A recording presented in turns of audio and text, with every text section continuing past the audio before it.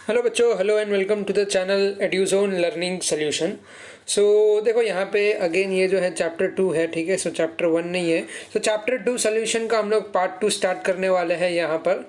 सो देखो chapter 2 solution का part 1 already upload हो चुका है, जहाँ पे बेसिक कॉन्सेप्ट जो है आपका सॉल्वेंट क्या होता है, ठीक है, वो बताया था आपको। सल्यूट क्या होता है, जो सॉल्यूट होता है वो क्या है, और सोल्यूशन क्या है, कैसे ये रिलेटेड है एक दूसरे से, ठीक है। तो वो सारी चीज़ें हमने जो है डिस्कस करी थी लास्ट के वीडियो में। सो आज के भी इस वीडियो में हम लोग उसी के बारे में डिस्कस करेंगे, लेकिन यहाँ पे लॉ जो है हम लोग लॉ के साथ समझेंगे इस चीज़ को। जैसे कि पहला हमारा आता है यहाँ पे राउल्ट्स लॉ, ठीक है। तो राउल्ट्स लॉ यहाँ पे देखो आप देख पा रहे हो, ये जो इक्वेशन है ना, ये सारी चीज़ें आपके किससे रिलेटेड है, ये वेपर प्रेशर से रिलेटेड है आपका, ठीक है। सो राउल्ट लॉ जो है वो आपका क्या बताता है, partial vapour pressure of any volatile component of a solution is equal to the vapour pressure of pure component. बराबर। इसका क्या मतलब हुआ, जो पार्शियल वेपर प्रेशर है किसी भी आप वॉलेटाइल कंपोनेंट का ले लो, वो किसके बराबर हो जाता है आपका, वो होता है vapour pressure of pure component के बराबर, ठीक है। So multiplied by its mole fraction in the solution. Mole fraction यानी ये जो हो गया आपका x2 वगैरह हो गया, ये सब क्या है आपका मोल फ्रैक्शन है। सो जैसे कि अभी देखो यहाँ पे इन्होंने दिया है, suppose that for a binary solution of 2 volatile liquid, 2 volatile liquid लिया क्या है A1 and A2, P1 and P2 are their partial vapour pressure, x1 and x2 are their mole fraction. समझ में आया। P1 P2 क्या है आपका partial vapour pressure है, A1 A2 आपका क्या है बाइनरी सोल्यूशन है ऑफ 2 वोलेटाइल लिक्विड का, और आपका x1 x2 क्या है, ये जो है आपका यहाँ पर मोलार फ्रैक्शंस है, मोल फ्रैक्शन जिसको बोलते हैं, मोल फ्रैक्शंस इन द सोल्यूशन। सो कैसे लिखेंगे हम लोग, टोटल यहाँ पे प्रेशर निकालने के लिए P1 plus P2, partial pressure P1 plus P2, उनके मोल के साथ उनको मल्टीप्लाई कर देंगे, यानी P01 x1 plus P02 x2 आप ऐसा लिख सकते हो इस सोल्यूशन को। अभी देखो x1 प्लस x2 आपका क्या हो जाएगा, अभी यहाँ पे इन्होंने देखो क्या लिखा है, x1 is equals to 1 minus x2। इसका क्या मतलब होता है कि आपका x1 plus x2 is equals to 1 होता है, बराबर। ये क्यों, क्योंकि अगर इन दोनों का मोल फ्रैक्शन आप ऐड कर दोगे तो आपको टोटल मोल फ्रैक्शन मिल जाएगा यहाँ पे। सो आप किसी एक को लिख सकते हो ना, x2 is equals to 1 minus x1, या फिर x1 is equals to 1 minus x2। तो उसी तरीके से लिख के सब्स्टिट्यूट कर दो, आपको आंसर यहाँ पे आ जाएगा इस तरीके से, P2 minus P1 x2 plus P1, इस तरीके से आ जाएगा। ये आप समझ लो, ये जो नॉट डाला है ऊपर, ये कुछ नहीं है, बस वेरिएबल को असाइन करने का अलग अलग मेथड होता है। आप चाहो तो P02 minus P01 x2 plus P01 भी लिख सकते हो। तो ये कुछ नहीं, वेरिएबल असाइनमेंट होता है और कुछ नहीं होता यहाँ पे। सो ये जो है आपका क्या है, कॉन्स्टेंट्स है, upload of P versus x2 का है इन अ स्ट्रेट लाइन। अभी देखो ये स्ट्रेट लाइन में जो है ग्राफ में यहाँ पे मेंशन किया हुआ रहेगा। सो उसको हमने जो है स्किप कर लिया, लेकिन मैं आपको यहाँ से बता देता हूँ कैसा होता है वो। सो देखो यहाँ पे क्या लिया इन्होंने, कांस्टेंट लिया है, P1 एंड P2 लिया है, a plot of P versus x2 लिया हुआ है, बराबर। सो देखो भाई अभी इसका ग्राफ कैसा बनेगा वो बताता हूँ आपको। तो यहाँ पे दो अलग अलग प्रेशर ले लिया है हमने, P1 और P2 लिया है। सो वर्सेस ग्राफ आपको पूछा है, तो एक एंड पर आपका क्या आ जाएगा, एक एंड पर आपका प्रेशर आ जाएगा। यहाँ पे मान लो ये जो है P1 ड्रॉ कर लिया, ये जो है इस एंड पर आपका P2 आ जाएगा, वर्सेस x और x1 और x2 लिया है ना इन्होंने। सो यहाँ पे x1 लेंगे, ठीक है, एक x0 या x1 इस तरीके से आप कुछ ले सकते हो। एक बार अगर वैल्यू 0 है तो सेकेंड टाइम वैल्यू 1 हो जाएगा, और यहाँ पे मान लीजिए आप x0 के लिए ले रहे हो, दूसरा वैल्यू आपका x2 है, तो पहला अगर 0 है तो दूसरा क्या होगा 1 है, और दूसरा अगर 1 है तो बाद में क्या होगा 0 हो जाएगा। कुछ इस तरीके से बनाना है ग्राफ। मैं चेकआउट करता हूँ, इसका डायग्राम इंक्लूड तो होना चाहिए, कहाँ पर तो किया था, हाँ ये रहा, यस यस, देखो यही रहा, यही डायग्राम है। तो देखो यहाँ पे प्रेशर किस तरीके से बना, देखो यहाँ पे x1 अगर 1 लिया है, x1 फर्स्ट केस में 1 है तो x2 0 होगा, और अगर 0 है यहाँ पे तो ये 1 होगा, बराबर। मोल फ्रैक्शन क्या है, वर्सेस ग्राफ में x2 लिखा था, बराबर, और ये P1 प्रेशर है। सो P1 x2 यहाँ पे आ जाएगा इस केस में। और ये देखो ये किस तरीके से लाइन बना है उसको समझो। अभी ये P1 से लेके P2 ऐड अप किया ना आपने यहाँ पर, तो अब ये वाला जो है आपको diagonal line, dash line draw करना है, ठीक है। सो ये एक आगे आपका P1 का आया, और ये टुवर्ड्स ओरिजिन ये आपका आया P2 का आया। ये होता है आपका आइडियल सोल्यूशन का डायग्राम। टोटल प्रेशर आप इस तरीके से कैलकुलेट करते हो। एक बार आपको वैल्यू क्या लेना है, एक बार वैल्यू आपको 1 लेना है, यानी ये आ जाएगा। सेकेंड टाइम आपको 0 लेना है, यानी ये आ जाएगा।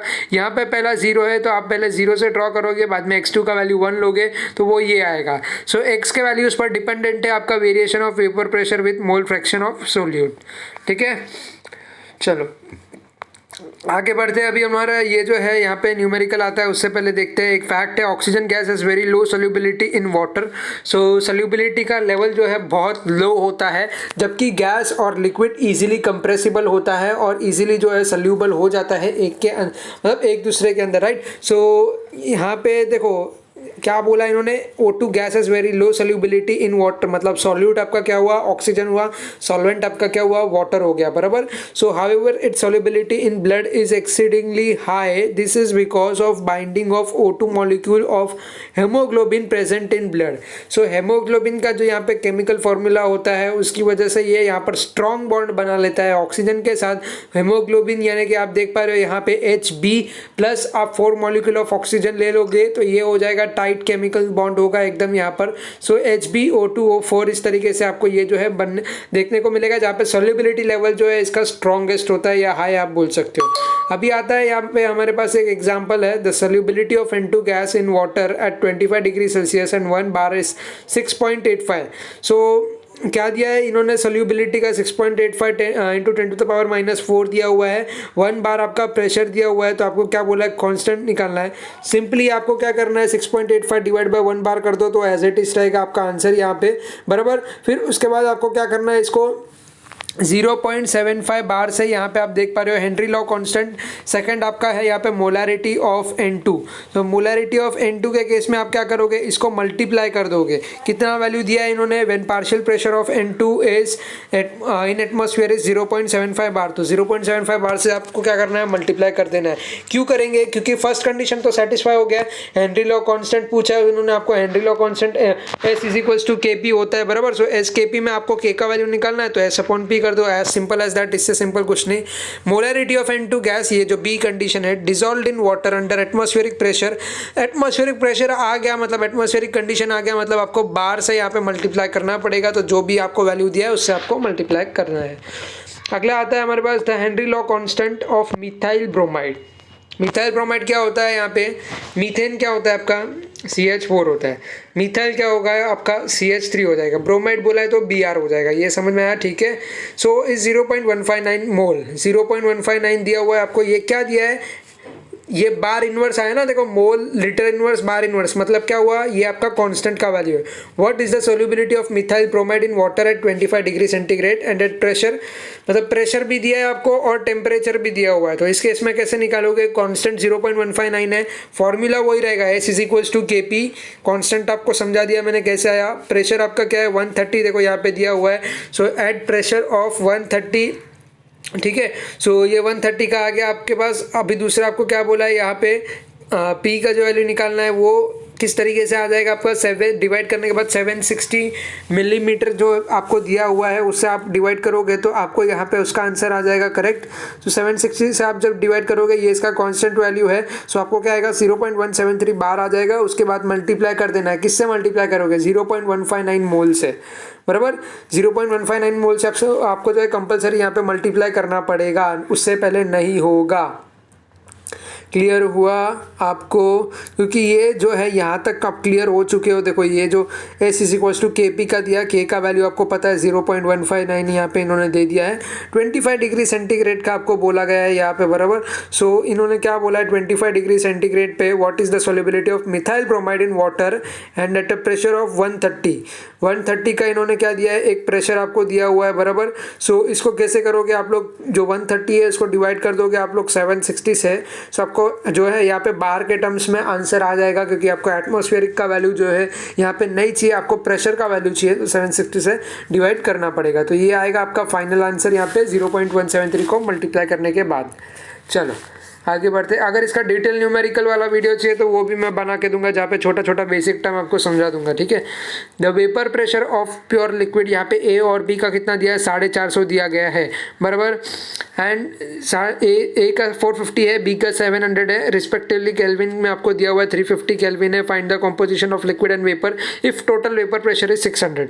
टोटल बोला गया है, P का 600 दिया है, P1 का 450 है, P2 का 700 है, सब कुछ तो आ गया। अभी और क्या चाहिए, अभी आप तो इसको ऐसे लिख सकते हो, या तो P2 माइनस P1 x0 लिख सकते हो, इस तरीके से लिख सकते हो।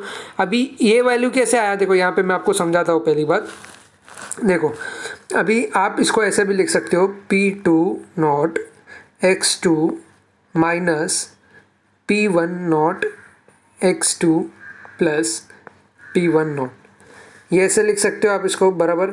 सो अभी यहाँ पे क्या होता है, ये देखो, ये जो P2 नॉट है x1, P2 नॉट x1, इसको एज इट इज़ आप लिख दो बराबर। P0 2 या P2 नॉट जो आप बोलो उसको एज इट इज़ लिख दो। P1 नॉट को आपको कॉमन ले लेना है, तो आपको क्या मिल जाएगा यहाँ पे आप माइनस लेके कॉमन लोगे ना, माइनस P1 नॉट ले लोगे तो आपको क्या मिलेगा यहाँ पे 1 माइनस x2 मिलेगा। 1 माइनस x2 क्या होता है आपका, अल्टीमेटली वो x1 होता है। तो P0 2 x1 is equal to P1 not x1। क्या आया आपको फाइनल आंसर यहाँ पे जो है आपका P2 बोलो या P02 बोलो, आपकी मर्जी, ठीक है। सो फाइनल आंसर क्या आया, P02 x1 is equals to P1 not x1। आखिर एक ही बात है ये, ठीक है, समझ में आया। तो यहाँ पे प्रूफ आपको समझ में आया कैसे आया। सो अभी आपको क्या बोला है, टोटल वेपर प्रेशर इज 600, यानी P का जो है 600, तो वो लिख दो आप। बाकी एज इट इज़ आपको सब्सटीट्यूट करना है, 700 माइनस करना है। क्यों अभी आप माइनस करोगे इसको, क्योंकि आपको P0 x1 माइनस क्या करना है, आपको P1 नॉट x2 करना है बराबर। सो ये जो है आपको माइनस करना पड़ेगा यहाँ पे, ये वाला देखो, ये वाला जो फॉर्म है इसमें माइनस करना पड़ेगा। ऐड कर दो 450 से, जो कि आपका P1 का वैल्यू है, आपको ये आ जाएगा इक्वेशन टाइप में।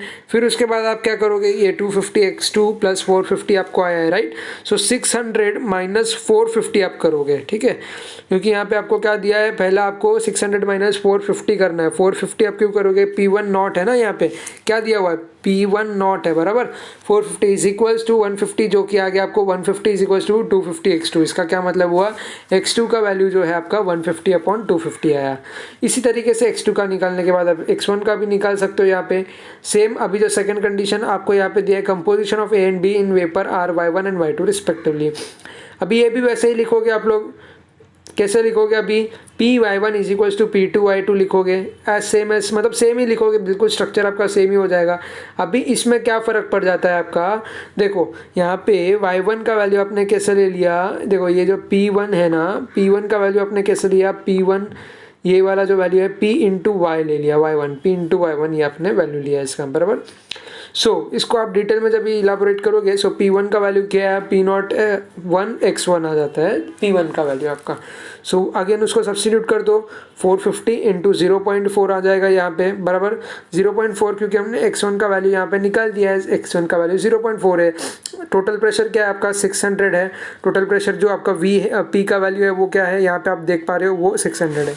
सो वैल्यूज जो आपके पास ऑलरेडी है, आपको क्या बोला गया है वो हिसाब से आपको फाइंड आउट करना है। Find the composition of liquid and vapour if total vapour pressure. So total vapour pressure के लिए निकालने के लिए आपको y का भी वैल्यू निकालना पड़ेगा। 0.3 आया तो y2 का क्या आ जाएगा, 0.7 आएगा, 1 से माइनस करना है, ठीक है। चलो अभी आते हैं आइडियल सोल्यूशन पर। अभी आइडियल सोल्यूशन सिंपली बहुत आसान है। आइडियल सोल्यूशन आपका ओबे करता है Raoult's law over entire range of concentration. ये हुआ first point. No heat is evolved और absorbed when two component forming an ideal solution are mixed, thus the enthalpy of mixing is H is equal del H जो है इसका value 0 होता है, ठीक है। सो यहाँ पे फोर्सेस जो होता है सॉल्वेंट मॉलिक्यूल में वो एकदम स्टैंडर्ड फोर्स होता है। मतलब जैसे आप ये डायग्राम अभी आप यहाँ पे देख पा रहे हो, मतलब इसमें जो होता है अमाउंट ऑफ एनर्जी जो होता है सॉल्वेंट का, जो आपका अमाउंट ऑफ एनर्जी होता है वो क्या करता है, वो ब्रेक कर देता है, ब्रेक डाउन कर देता है। किससे, वो जो उसका सरफेस है उससे वो ब्रेक डाउन कर देता है, ठीक है। सो यहाँ पे same as those between solvent and solute का यहाँ पे आपको देखने को मिलेगा जो गैप है, ठीक है। तो फोर्स बिटवीन सेम रहेगा आपका जो है सॉल्वेंट एंड सॉल्यूट का। So in an ideal solution the force between the solvent molecules are exactly the same as those between solvent and solute बराबर। So volume change when two component forming an ideal solution are mixed, thus volume of an ideal solution is equal to the sum of volume of two components taken for mixing. यहाँ पे देखो, in an ideal solution solvent solute solute and solvent solvent molecular interaction are comparable. जैसे कि solvent आपका है, solvent solute में अगर solute solute का अगर हम बात करें तो एंड सॉल्वेंट सॉल्वेंट की बात करें, सो इसमें मॉलिक्यूलर इंट्रैक्शन होने वाला है, कंपेरेबल रहेगा आपका। The vapour pressure of ideal solution always lie between vapour pressure of pure component, ठीक है, प्योर कंपोनेंट के बीच में जो है आपका वेपर प्रेशर लाई करने वाला है। It is important to understand that perfectly ideal solution are uncommon and solution such as benzene plus toluene behave nearly ideal। मतलब अलग अलग होने के बावजूद भी इनका जो है थोड़ा बहुत यहाँ पर आपको सेम स्ट्रक्चर देखने को मिलेगा, बिहेवियर उनका जो है सेम देखने को मिलेगा। अभी जैसे positive deviation from Raoult's law है, वैसे ही हमारे पास दो है नेगेटिव डेरिवेशन फ्रॉम यहाँ पे फ्रॉम रोल्स लॉ, बराबर। सो इसमें क्या होता है आपका सेम वैसे ही रहेगा। x1 का वैल्यू जब भी 0 है तो यहाँ पे x1 लिया है इन्होंने, ठीक है। सो एक फर्स्ट केस में क्या होगा, x1 0 है, सेकंड केस में x1 1 होगा। यहाँ पे देखो ये वाला वैल्यू जो है इन्होंने 0 लिया है, यहाँ पे ये वैल्यू इनका 1 हो जाएगा। x2 का वैल्यू इन्होंने क्या लिया है, 1 लिया है, तो ये रहा x2 का वैल्यू 1 और यहाँ पे x2 का वैल्यू इन्होंने 0 ले लिया है। सो यहाँ पे जो x2 का वैल्यू है इसमें प्रेशर कौन सा लगेगा, P2 का लग जाएगा। इसमें x1 का वैल्यू इनका प्रेशर कौन सा लग जाएगा, P1 का लग जाएगा, बराबर।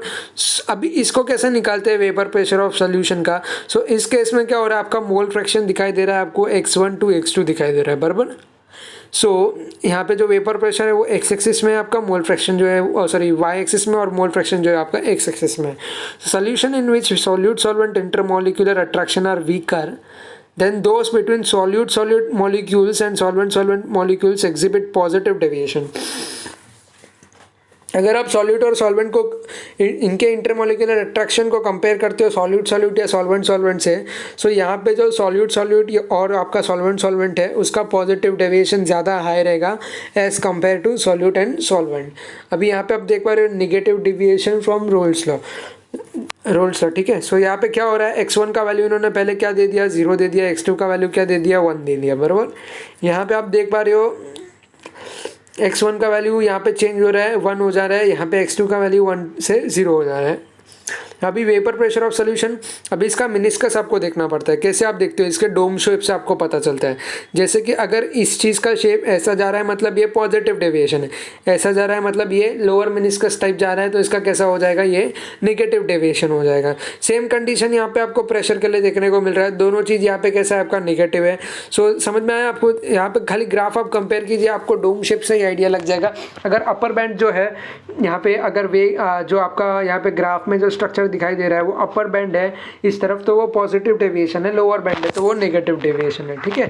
सो इसमें सॉल्युबिलिटी जो आपका होता है सोल्यूशन के अंदर, लाइक, ठीक है। तो सोल्यूशन में जो सॉल्यूट सॉल्वेंट का अगर कंपोजिशन वीकर है तो आप यहाँ पे पॉजिटिव डेविएशन देखोगे, या फिर अगर आपका सॉल्यूट सॉल्वेंट का कंपोजिशन जो है स्ट्रॉन्गर है तो अभी आप जो है यहाँ पे नेगेटिव डेविएशन देखोगे, ठीक है। सो अभी हम लोग आगे बढ़ते हैं, यहाँ पे colligative property of non electrolyte solution देखते हैं। सो देखो इसमें कैसे समझना है आपको, यहाँ पे इस डायग्राम में हम लोग क्या क्या पढ़ने वाले हैं। देखो यहाँ पे जो डायग्राम आपको दिया है, vapour pressure temperature of pure solvent and solution. Vapour pressure देखेंगे, वेपर प्रेशर टेम्परेचर, ठीक है। सो इसमें क्या होगा, यहाँ पे इस चीज़ को समझने के लिए पहले हमें क्या समझना होगा, यहाँ पे एलिवेशन ऑफ बॉइलिंग पॉइंट को समझना होगा। उसको कंपेयर करेंगे किससे, वेपर प्रेशर से। हम लोग जो है यहाँ पे ये रहा आपका वेपर प्रेशर 760 आपको दिया हुआ है, स्टैंडर्ड वैल्यू आता है इसका। यहाँ पे ये टेम्परेचर आप देख पा रहे हो, यहाँ पे टेम्परेचर फर्स्ट वन का है, यहाँ पे आप TB ले सकते हो, TB0 इन्होंने मेंशन किया है। TB आपका जो सेकंड वाला CD के लिए दिया हुआ है। जैसे कि ये वाला है आपका कैसा है, नेगेटिव डेविएशन आपको देखने को मिल रहा है, सॉल्वेंट और सोल्यूशन का है, बराबर। सो एक A to B है, दूसरा कैसा है C to D है। मतलब यहाँ पे आप देख पा रहे हो ग्राफ का फ्लो किस तरीके से, A to B और C to D इस तरीके से यहाँ पे। सो let us compare the vapor pressure of solution and those of pure solvent. The vapor pressure of solution and pure solvent are plotted as function. So इस तरीके से यहाँ पे जो इन्होंने प्लॉट किया हुआ है।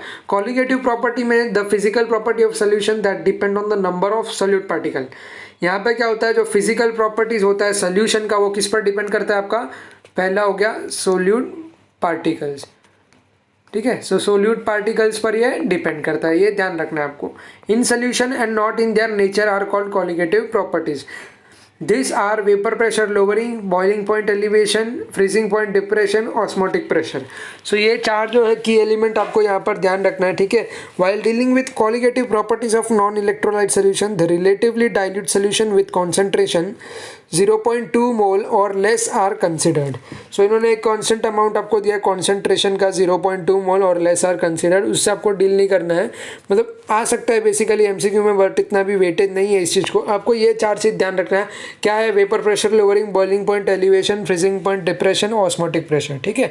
सो यहाँ पे हो जाता है हमारा पार्ट 2 खत्म होता है, और भी जो है इसका आगे कंटिन्यू करेंगे पार्ट 3 में, क्योंकि पूरा चैप्टर यहाँ पे अभी कंप्लीट नहीं किया है, क्योंकि ये जो है यहाँ पे ग्राफ जो है इसका थोड़ा आप समझ नहीं पाओगे उतना, जो है आप कोप अप नहीं कर पाओगे, इसलिए हम लोग इसको पार्ट वाइज में जो है समझेंगे, ठीक है। सो आपको क्या करना है, सब्सक्राइब कर लेना है चैनल को, अगर अभी तक आपने सब्सक्राइब नहीं किया है। अगर वीडियो पसंद आता है तो ज़रूर लाइक करें। मिलता हूँ नेक्स्ट वीडियो में, सो तब तक के लिए take care, thank you and bye bye.